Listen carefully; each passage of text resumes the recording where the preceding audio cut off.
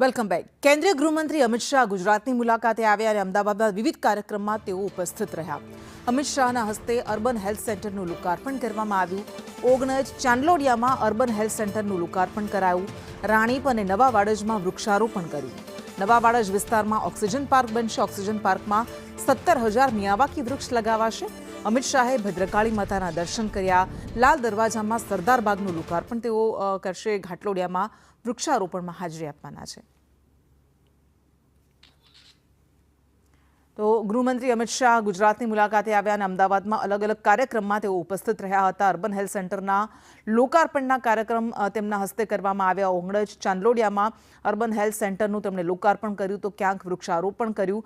રાણીપ અને નવા વાડજમાં તેમણે વૃક્ષારોપણમાં હાજરી આપી હતી. ભદ્રકાળી માતાના દર્શન પણ કર્યા.